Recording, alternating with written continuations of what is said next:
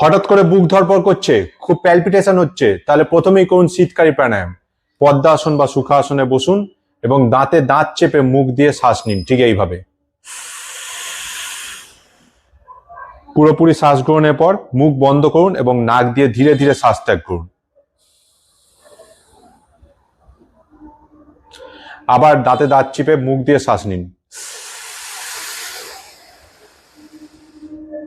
পুরোপুরি শ্বাস গ্রহণের পর নাক দিয়ে ধীরে ধীরে শ্বাস ত্যাগ করুন।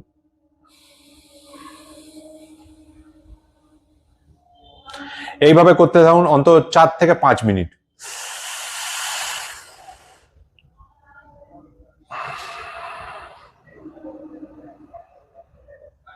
মনে রাখবেন, যখনই করবেন খুব মনোযোগ সহকারে এবং চোখ বন্ধ করে করবেন।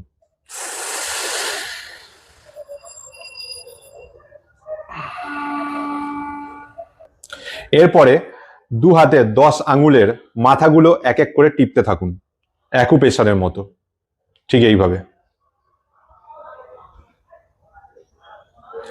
খুব জোরে জোরে টিপবেন প্রত্যেকটা আঙুলের মাথাগুলোকে।